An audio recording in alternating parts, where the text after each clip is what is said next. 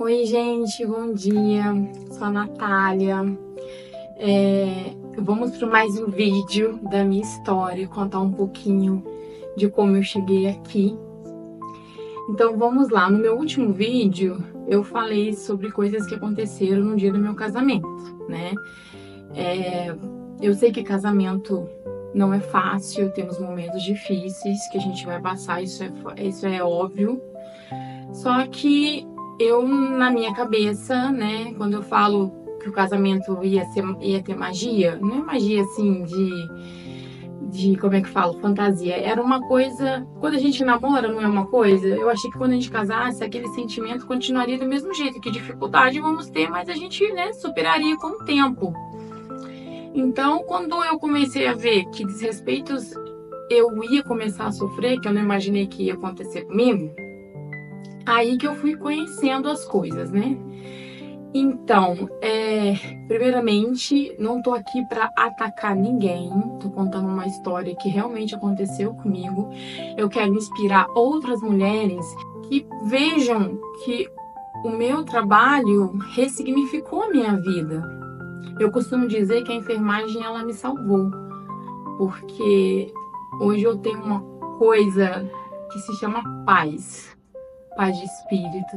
Eu chego na minha casa, eu gosto muito, então é o melhor lugar para mim. Isso para mim é uma grande riqueza, é uma grande vitória. Uma das melhores coisas que aconteceu no dia do meu casamento foi quando eu honrei a Deus naquele dia, né? Eu tinha conversado com ele uns meses antes, falei para ele: ai Deus, se não chover no dia do meu casamento, como o mês de novembro é um mês que chove muito, se não chover exatamente naquele dia, eu vou cantar pro Senhor, não vou cantar para meu esposo.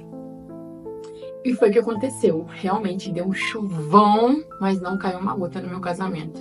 E naquele dia eu cantei pra Deus. Eu cantei uma música da Aline Barros, na época, com uma colega, que foi uma declaração de amor que eu fiz pra Deus. E eu ainda disse: essa música vai pro meu Deus. Essa foi uma das melhores coisas que aconteceu naquele dia. Eu pude ver o quanto honrar a Deus é maravilhoso. O que eu quero com tudo isso? Eu quero que as pessoas conheçam o trabalho do cuidador. Quero que conheça que a enfermagem, ela pode transformar vidas, né? Assim como a minha foi transformada. O que eu quero com tudo isso? Eu quero poder ajudar outras pessoas. Eu quero poder mostrar para as outras mulheres, inspirar outras pessoas que elas podem mudar de vida, melhorar a sua vida através do trabalho do cuidador. Quando a gente fala em melhorar, eu não estou falando da parte só financeira, eu tô falando da paz de espírito mesmo. Porque quando você vive situações tão dolorosas, palavras que te doem, que você não espera por aquilo, você acaba se afundando assim dentro de você mesmo em tristeza, e a gente às vezes é capaz de qualquer coisa só para tentar sobreviver a esse tipo de situação. O que que me levou ao fim de tudo, né? Durante uns anos, dentro do meu casamento, eu pedi o divórcio várias vezes com meu marido. Falei pra ele que eu queria que ele me desse, que ele poderia seguir a vida dele, que eu não queria mais. Uma vez perguntaram assim pra algumas pessoas, perguntaram assim, que não entendiam o porquê que eu tinha me separado. Nós, eu e meu esposo, nunca fomos pessoas de ficar expondo a nossa vida. A gente tinha, sim, algumas pessoas com quem a gente conversava, mas eram pessoas muito íntimas. E às vezes a gente guardava tanto pra gente, a gente queria, sabe, se sentir acolhido um pouco em algum momento, né?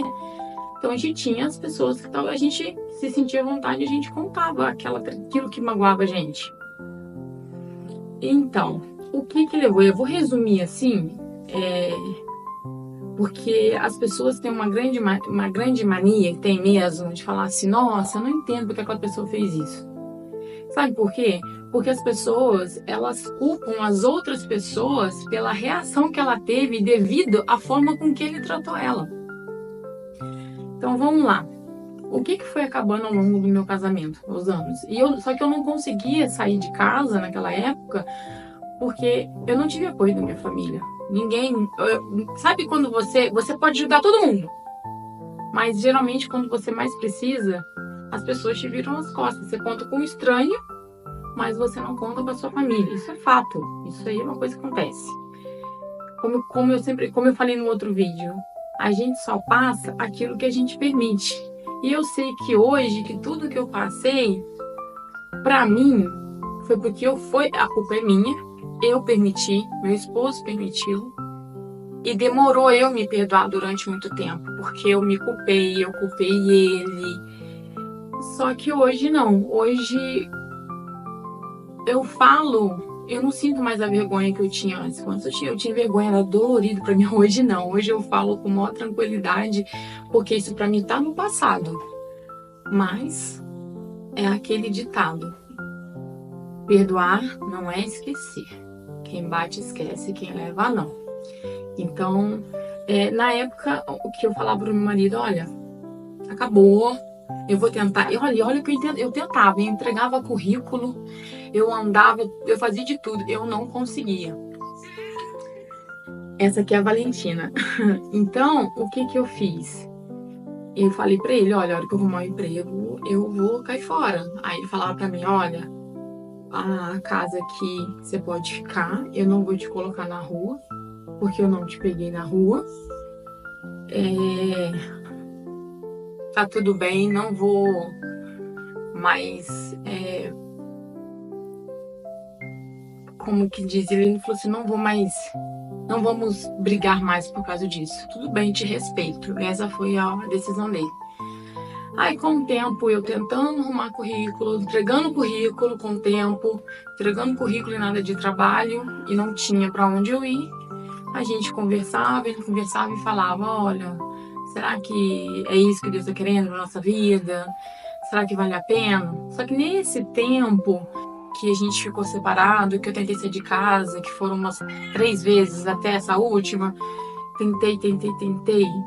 E te falo, é muito difícil você se sentir sozinho quando você não tem apoio de ninguém. Só que eu não enxergava que eu tinha apoio de apenas uma pessoa que estava me preparando para onde eu estou hoje, que é Deus. Era o apoio dele que eu tinha, eu não conseguia enxergar. Nessa época, a gente combinava: olha, você vai ficar num quarto, eu vou ficar no outro, e assim a gente vai seguindo a vida. Tudo bem, eu respeito você, a hora que você arrumar emprego, tudo bem. Ele foi homem, ele não me jogou na rua. E eu falei pra ele: você pode conhecer e ficar com quem você quiser. Ele poderia, se ele quisesse, eu não ia ter de te cobrar nada, assim como eu falei pra ele também. Durante esse tempo, eu coloquei expectativa em pessoas, achando que ia me fazer esquecer das minhas dores, né? Porque eu falava: caramba, eu casei para ser feliz e eu não tô feliz. Então, o meu erro foi esse. Coloquei expectativas, sendo que ninguém vai me salvar. Ninguém vai conseguir fazer por mim o que só eu mesmo sei fazer, que poderia fazer. Só eu poderia fazer por mim o que ninguém vai fazer. É me amar, é me cuidar, é me valorizar. E eu tentei conhecer algumas pessoas, mas graças a Deus não conheci ninguém. Ainda mais online, né? Não dá muito certo. A gente vai aprendendo a conhecer as pessoas. Tem coisas que não valem a pena. Isso eu percebi com o tempo. Outra coisa também é a forma com que você age, com que as pessoas te fazem, diz mais sobre quem você é.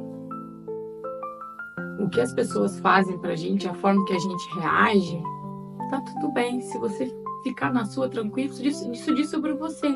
O que a pessoa te fez diz sobre ela, não sobre você. Então, eu preferi muitas vezes ficar quieta, calada, fui aguentando, né? Eu cobrava dele as coisas, e ele é uma pessoa que não é de brigar, ou de responder, ou de nada. Ele mesmo falava assim: ai, deixa pra lá, né? Então, vamos lá. Eu vou resumir assim, porque são coisas do passado. Pra mim, hoje não fazem mais diferença na minha vida. Eu não tenho raiva de ninguém, ao contrário. Tem uma pessoa que eu sei que ela é muito boa pessoa e que às vezes não percebe, né? Pode, como se diz, às vezes as pessoas acreditam em qualquer coisa, não conseguem enxergar, não sei explicar o que, mas eu sei que tem pessoas boas. Vamos lá, quero responder uma pergunta que uma vez fizeram. Por que eu me separei, né? Por que tantas vezes eu fiz isso? Vamos lá. Quando eu tava na maternidade, que eu tinha acabado de ganhar o meu filho, que eu tava lá, alguém falou assim pro meu marido: olha, se eu fosse você, eu ia na cidade vizinha lá, arrumava mulher. Era isso que eu faria se estivesse no seu lugar. Caramba! E isso já começou ali, com desrespeito. Eu falei, poxa, o que você falou? Cobrei meu marido. Ah, nem vale a pena, deixa pra lá. Falei, não, você desrespeita comigo, desrespeito com você. E eu sou uma pessoa que, não é que eu sou brigona, eu tenho personalidade. Eu sou uma pessoa que eu gosto de falar muito o que eu penso, só que quando eu não falo, isso me remói por dentro, é como se não estivesse sendo eu. E muitas vezes eu tive que não ser eu para mim não discutir e não brigar. Esse foi um dos desrespeitos.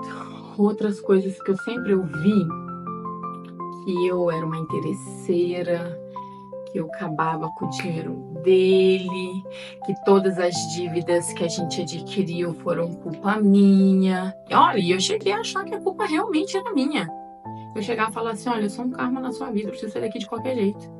Por que a gente não tem paz, né? Que a paz é uma grande prosperidade, porque a gente não tinha. E também a gente não prosperava financeiramente. Tinha alguns momentos que eram bons, mas sempre a gente estava com alguma coisa. E a gente perguntava, o que a gente está fazendo de errado? Então, foram esses tipos de coisa, por exemplo. Eu já chegava a falar pra ele assim, nossa, ela tá acabando com a sua vida. Nossa, ela tá... da última. Uma que foi bastante pesada. Ela está sumindo com as coisas do nome dele, que ninguém mais conhece ele, só as pessoas me conhecem, que eu estou sumindo com tudo do nome dele.